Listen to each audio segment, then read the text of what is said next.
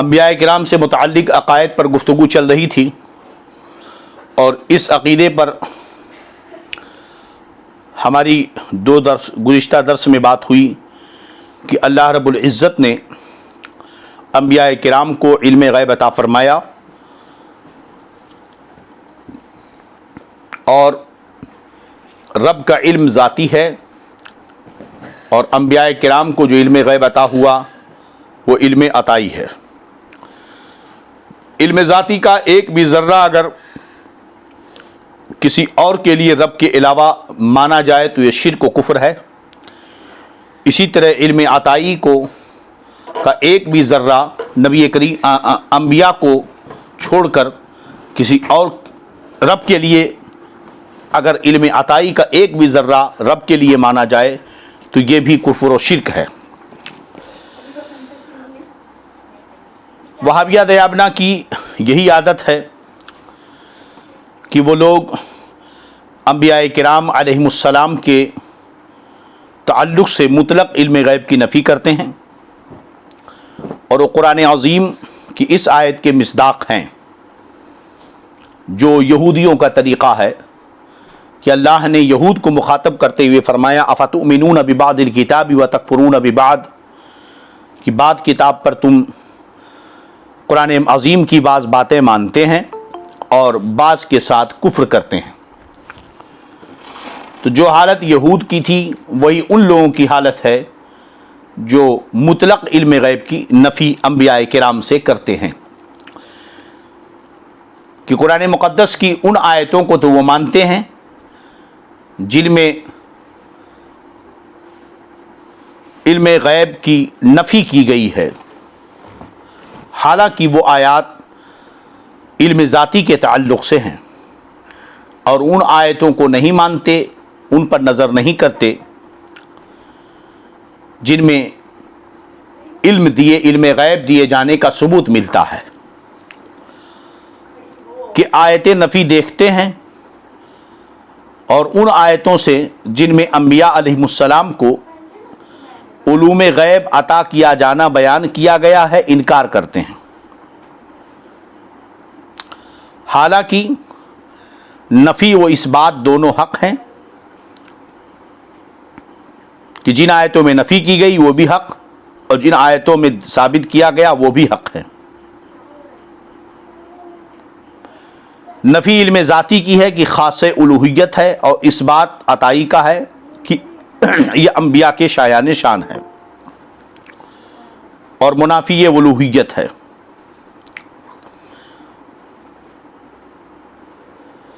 تو اس پر تو مکمل گفتگو کل ہو چکی ہے۔ اب ایک ضروری عقیدہ ہے جسے بہت توجہ سے سننا اور سمجھنا ہوگا۔ اللہ تعالی ہمیں اور آپ کو اس کو سمجھنے کی توفیق عطا فرمائے، اور اسی کے مطابق عقیدہ رکھنے کی ہمیں ہماری آل اولاد کو توفیق عطا فرمائے۔ بہت اہم مسئلہ ہے، توجہ سے سنیں۔ انبیاء کرام تمام مخلوق یہاں تک کہ رسل ملائکہ سے افضل ہیں۔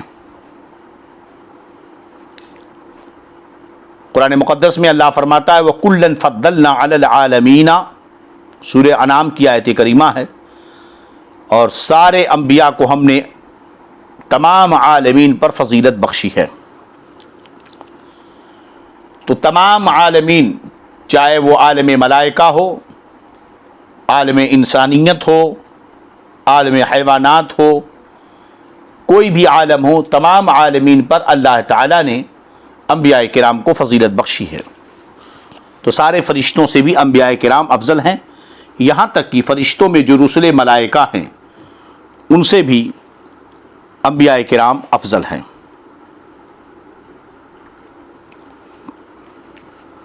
کیونکہ قرآن پاک میں عالمین کا لفظ ہے، اور عالم ہر اس موجود کو کہتے ہیں جو اللہ کے علاوہ ہو، تو اس میں فرشتے بھی داخل ہو گئے۔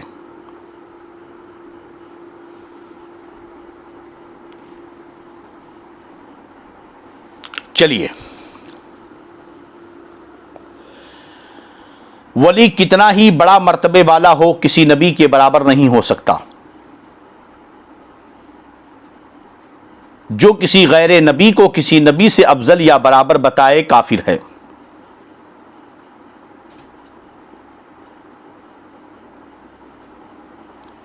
کہ ولی نبی کے درجے کو نہیں پا سکتا۔ البتہ ایک فرقہ ہے کرامیہ کا، انہوں نے اس بات کو جائز قرار دیا کہ ولی نبی سے افضل ہو سکتا ہے۔ یہ کفر و جہالت و دلالت و الحاد و زندقہ ہے۔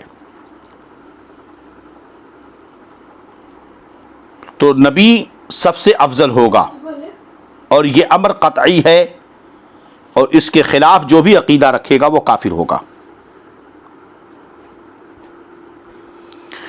لہذا وہ روافض جو غالی قسم کے رافضی شیعہ ہیں اور یہ عقیدہ رکھتے ہیں کہ ائمہ کرام انبیاء سے افضل ہیں، وہ یقیناً کافر، قطعی طور پر وہ کافر ہیں۔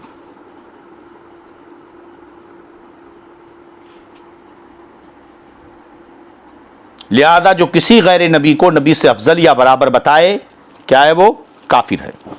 لہذا اگر کوئی شیعہ، بعض شیعہ غالیوں کا یہ عقیدہ ہے کہ ائمہ جو ہیں وہ انبیاء سے افضل ہیں، اور اس دور میں چونکہ روافض بہت تیزی سے پھیل رہے ہیں اور سیادت کے نام پر رفض کا فروغ کیا جا رہا ہے، اور اس قدر اہل بیت، آل اطہار اور یہ اور وہ کر کے جو ہے بلا شبہ اہل بیت کی محبت یقیناً ہم کہیے کہ وہ ایمان کا حصہ ہے۔ میرے نبی صلی اللہ علیہ وسلم نے خود اپنے اہل و عیال سے محبت کا حکم دیا، اور قرآن نے بھی حکم دیا قُلْ لَا أَسْأَلُكُمْ عَلَيْهِ أَجْرًا إِلَّا الْمَوَدَّةَ فِي الْقُرْبَى، کہ نبی کے قرابت داروں سے محبت کرنا یہ جزو ایمان ہے۔ لیکن اسی طرح صحابہ سے بھی محبت اور عقیدہ اہل سنت جو ضروری ہے، اس کا یہ مطلب نہیں محبت میں حد درجہ غلو انسان کو کفر اور گمراہی کی طرف لے جاتا ہے۔ اپنی بیوی سے بے انتہا محبت کرنے کا یہ مطلب نہیں ہوتا کہ اسے ماں کا درجہ دے دیا جائے۔ ماں ماں ہے اور بیوی بیوی ہے۔ ایک تمثیل ہم نے دی مثال سمجھانے کے لیے۔ اسی طرح حضرت علی سے محبت یا اہل بیت یا ائمہ کرام سے محبت، اس کا یہ مطلب نہیں کہ انہیں جو ہے عقیدہ اہل سنت سے ہٹ کر غلو کر دیا جائے اور انبیاء کرام کے برابر ٹھہرا دیا جائے۔ چلیے اگلا عقیدہ، نبی کی تعظیم فرض عین ہے، بلکہ اصل تمام فرائض ہے۔ قرآن پاک نے اس کا حکم دیا، اِنَّا أَرْسَلْنَاكَ شَاهِدًا وَمُبَشِّرًا وَنَذِيرًا لِتُؤْمِنُوا بِاللَّهِ وَرَسُولِهِ وَتُعَزِّرُوهُ وَتُوَقِّرُوهُ، ان کی تعظیم کرو، ان کی توقیر کرو۔ تو نبی کی تعظیم یہ فرض عین ہے، بلکہ اصل تمام فرائض ہے۔ تمام فرائض کی اصل ہے نبی کی تعظیم کرنا۔ اسی لیے اعلیٰ حضرت رضی اللہ عنہ نے یہ فرمایا اپنے شعر میں کہ اللہ کی سرتاب قدم شان ہیں یہ، انسان نہیں انسان وہ انسان ہیں یہ، قرآن تو ایمان بتاتا ہے انہیں، ایمان یہ کہتا ہے میری جان ہیں یہ۔ مولا علی نے واری تیری نیند پہ نماز، وہ بھی اثر جو سب سے اعلیٰ خطر کی ہے، ثابت ہوا کہ جملہ فرائض فروع ہیں، اصل الوصول بندگی اسی تاجور کی ہے۔ کسی نبی کی ادنا توہین یا تکذیب کفر ہے۔ ادنا سے بھی توہین تکذیب کیا ہے؟ کفر ہے۔ یہاں تک کہ نبی کے لیے کوئی ایسا لفظ استعمال کرنا جس لفظ کو کسی بھی عرف میں کسی بھی جگہ پر توہین کے اعتبار سے یا کسی بھی طریقے سے خلاف شان کے اعتبار سے غلط معنی میں بولا جاتا ہو، اگرچہ وہ لفظ بذات ہی اپنا ایک صحیح معنی رکھتا ہو، مگر کسی نہ کسی پہلو سے اس میں غلط معنی پایا جاتا ہو، تو ایسے لفظ کا اطلاق بھی نبی کے لیے جائز نہیں ہے۔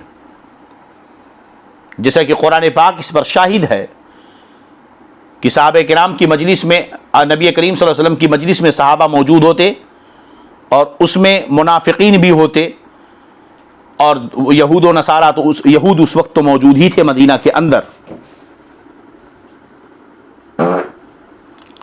صحابہ کرام جب کچھ سمجھاتے میرے آقا جب کچھ سمجھاتے صحابہ کو اور صحابہ سمجھ نہ پاتے تو بغرض ازراہ محبت ادب سے فرماتے راعینا یا رسول اللہ صلی اللہ علیہ وسلم، یا رسول اللہ آپ ہماری رعایت فرمائیں، یعنی آپ نے جو سمجھایا ہم سمجھ نہیں پائے، دوبارہ سمجھا دیں، ہم پر کرم فرما دیجئے۔ راعینا کا مطلب یہ ہوا ہماری رعایت فرمائیں۔ یہ لفظ اپنے معنی اصلی کے اعتبار سے رعایت کرنے کے معنی میں، توجہ دینے کے معنی میں، خیال کرنے کے معنی میں، نظر کرم کے معنی میں آتا ہے۔ تو یہ لفظ اپنے اعتبار سے تو معنی بہتر رکھتا ہے، اس لفظ کا معنی میں کوئی قباحت نہیں ہے، مگر اس لفظ کو جب منافقوں نے، یہودیوں نے استعمال کرنا شروع کیا تو موقع مل گیا اور انہوں نے ذرا دبا کر اس کو راعینا کہہ کر پکارنا شروع کیا، جس کے معنی جو ہے صحیح نہیں ہوتے تھے، اہانت پائی جاتی چرواہے کے، نگراں کے۔ صحابہ نے جب یہ سنا تو سخت ناراض ہوئے، سرکار تک خبر پہنچی، اللہ تبارک و تعالی نے اس لفظ کو بولنے سے منع فرما دیا اور ارشاد فرمایا ایھا الذین آمنوا لا تقولوا راعینا بل قولوا انظرنا واسمعوا، اے ایمان والو، اے میرے نبی کے صحابہ، راعینا کا لفظ بولو ہی مت، بلکہ انظرنا کہو اور غور سے سنو تاکہ تم کو پوچھنے کی ضرورت ہی نہ پڑے۔ دیکھیے لفظ اپنے معنی اصلی کے اعتبار سے بالکل صاف ہے، اس میں کوئی قباحت نہیں ہے، مگر کسی نہ کسی اعتبار سے اس میں توہین کا پہلو دشمنوں نے نکال لیا، اس لیے ایسے لفظ کو بولنے سے منع کر دیا گیا۔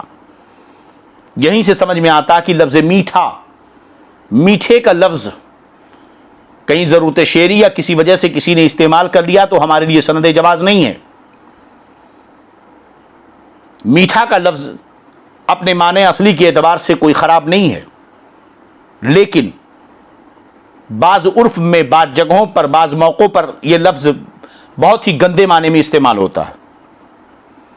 منافق شخص کے بارے میں بھی میٹھا بولا جاتا ہے، ایسا شخص جو سب کی ہاں میں ہاں ملاتا ہو، اس کو بھی کہتے ہیں بڑا میٹھا آدمی ہے۔ یہ لفظ ایک اعتبار سے توہین کا پہلو رکھتا ہے، اس لیے ایسا لفظ ہمارے نبی کے لیے استعمال کرنا جائز نہیں۔ تو ادنا سی بھی توہین کفر ہوگی۔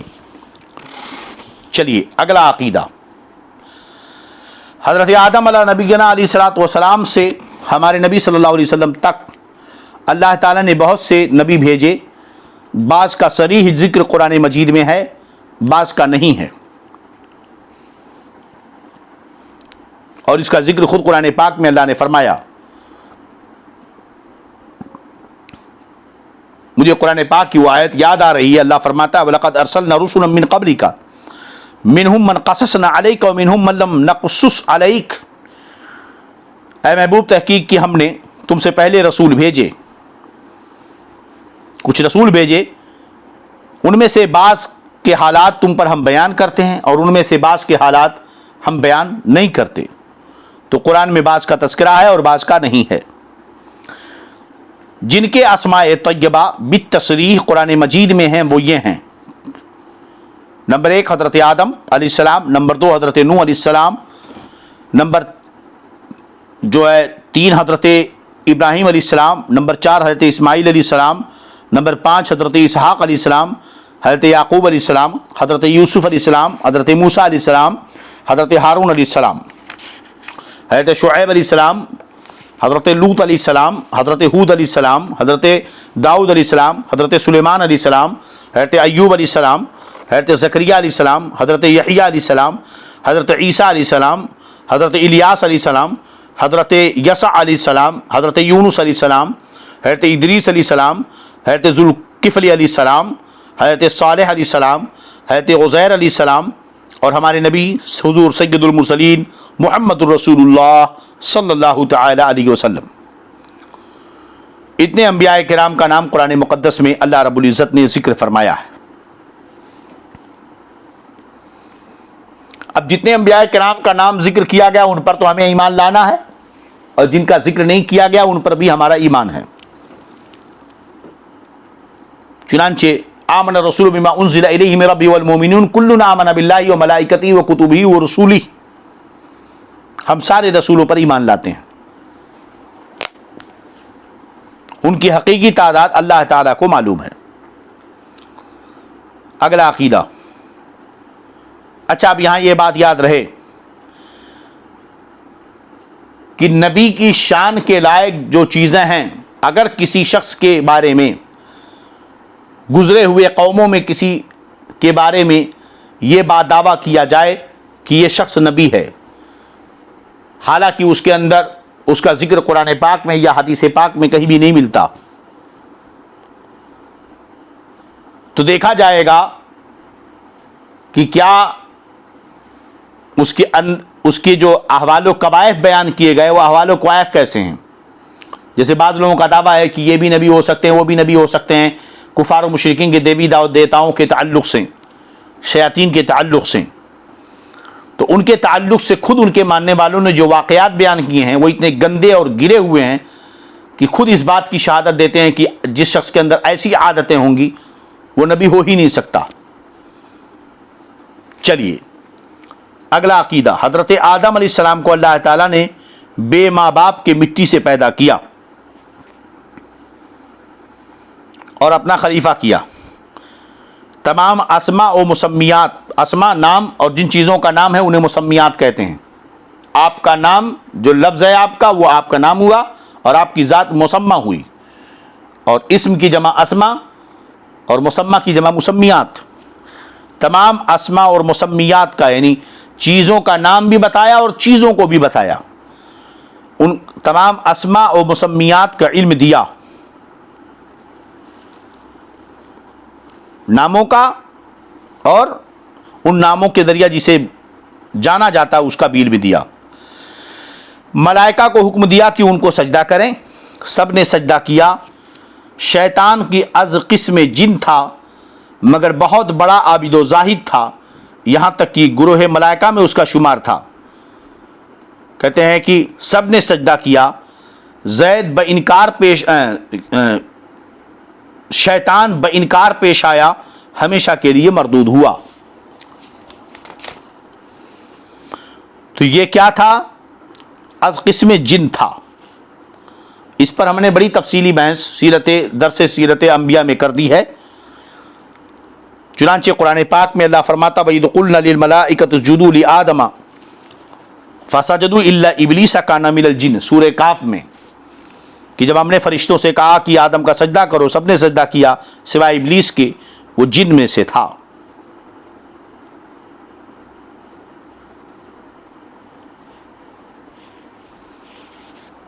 انکار کیا اس نے، اس لیے ہمیشہ رب کی بارگاہ سے مردود کر دیا گیا۔ حضرت آدم علیہ السلام سے پہلے انسان کا وجود نہ تھا، بلکہ سب انسان انہی کی اولاد ہیں، اسی وجہ سے انسان کو آدمی کہتے ہیں۔ چونکہ آپ کا نام آدم تھا اور آپ ہی کی اولاد سب ہیں تو اسی نسبت سے آپ کو آدمی، سارے انسانوں کو آدمی کہا جاتا ہے، یعنی اولاد آدم۔ اور حضرت آدم علیہ السلام کو ابو البشر کہتے ہیں، یعنی آپ سب انسانوں کے باپ ہیں۔ انسان بشر ہے اور انہیں ابو البشر کہا جاتا ہے۔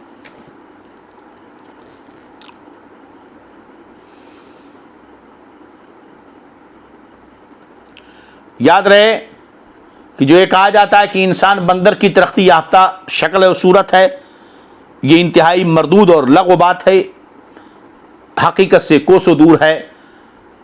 موجودہ دور کے سائنسدانوں کی تحقیق نہیں بلکہ یہ ان کی جہالت کا بہت بڑا بین ثبوت ہے۔ اسلام دشمنی کے تیور میں وہ ایسا کام کرتے ہیں اور ایسی لا یعنی باتیں کہہ جاتے ہیں۔ چلیے، سب میں پہلے نبی حضرت آدم علیہ السلام ہوئے اور سب میں پہلے رسول جو کفار پر بھیجے گئے حضرت نوح علیہ السلام ہیں۔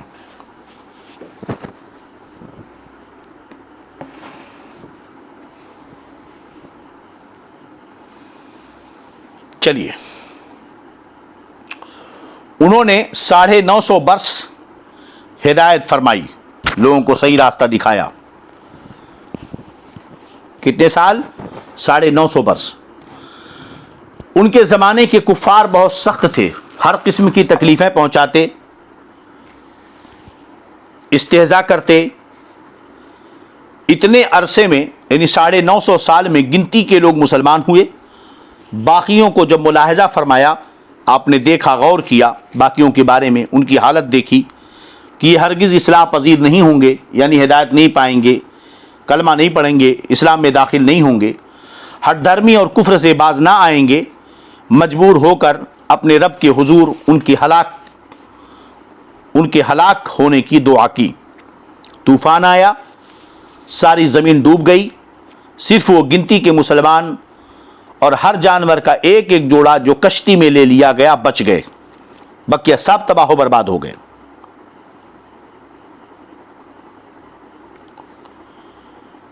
اگلا عقیدہ، انبیاء کی کوئی تعداد متعین کرنا جائز نہیں، لہذا یہ کہنا کہ 1,24,000 یا کہنا 2,24,000 کم کی تعداد متعین کرنا یا زیادہ کی تعداد متعین کرنا، کہتے ہیں یہ جائز نہیں ہے، انبیاء کی کوئی تعداد متعین کرنا جائز نہیں۔ کیوں؟ کہتے ہیں کہ خبریں اس باب میں مختلف ہیں، اور تعداد معین پر ایمان رکھنے میں نبی کو نبوت سے خارج ماننے یا غیر نبی کو نبی جاننے کا احتمال ہے۔ آپ نے تعداد متعین کر دی، فرض کیجئے آپ نے کہا 1,20,000 انبیاء کرام آئے، جب نص قطعی سے صحیح قطعی علم نہیں ہے کہ 1,20,000 ہیں، اور آپ نے عقیدہ بنا لیا کہ 1,20,000 انبیاء کرام پر ہمارا ایمان ہے، انبیاء کرام 1,20,000 آئے، حالانکہ اگر اس سے زیادہ نبی آئے تو بعض انبیاء کرام کا انکار لازم آئے گا، یہ بھی کفر ہے۔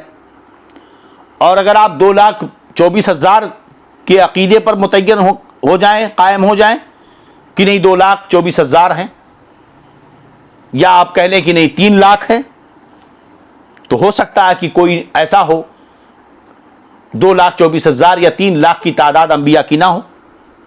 نتیجہ کیا ہوگا کہ اس صورت میں بھی غیر نبی کو نبی ماننا ہوگا۔ ایک تعداد آپ نے متعین کی تو ہو سکتا ہے کہ وہ کم ہو، اس سے زیادہ نبی ہو، تو بعض انبیاء کا انکار لازم آئے گا، یہ کفر ہے۔ آپ نے ایک تعداد متعین کی، وہ زیادہ ہے، اور ہو سکتا ہے کہ اتنی تعداد نہ ہو بلکہ اس سے کم ہو، تو بعض ایسوں کو آپ نبی مان لیں گے جو نبی نہیں ہیں، تو غیر نبی کو نبی ماننا یہ بھی کفر ہے۔ کہتے ہیں اور یہ دونوں باتیں کفر ہیں، لہذا یہ اعتقاد چاہیے کہ اللہ عز و جل کے ہر نبی پر ہمارا ایمان ہے۔ چلیے، نبیوں کے مختلف درجے ہیں، نفس نبوت میں کوئی فرق نہیں ہے، درجات میں فرق ہے، بعض کو بعض پر فضیلت ہے۔ کہتے ہیں اور سب میں افضل ہمارے آقا و مولا سید المرسلین صلی اللہ علیہ وسلم ہیں۔ حضور صلی اللہ علیہ وسلم کے بعد سب سے بڑا مرتبہ حضرت ابراہیم خلیل اللہ علیہ السلام کا ہے،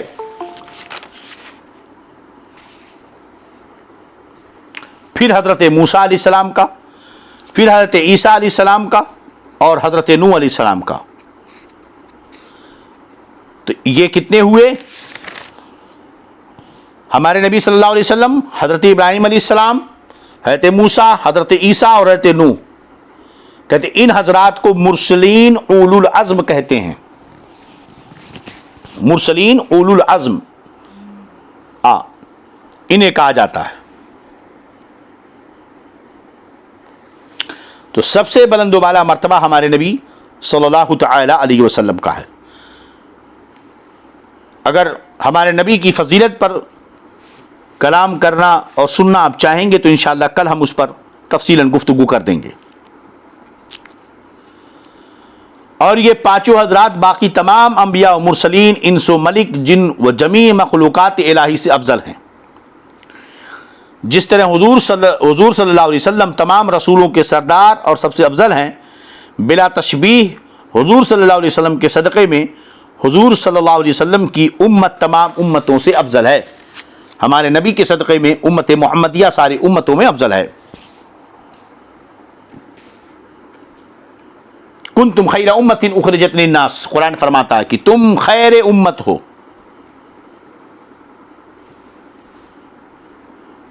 تمام انبیاء اللہ عز و جل کے حضور عظیم وجاہت و عزت والے ہیں، لہذا یہ عقیدہ جیسا کہ تبلیغیوں وہابیوں کا عقیدہ ان کا پیشوا مولوی اسماعیل دہلوی لکھتا ہے کہ ہر مخلوق خواہ بڑا سے بڑا انسان ہو یا مقرر ترین فرشتہ، اللہ کی شان کے آگے ذرے ناچیز سے بدتر ہے، کمتر ہے،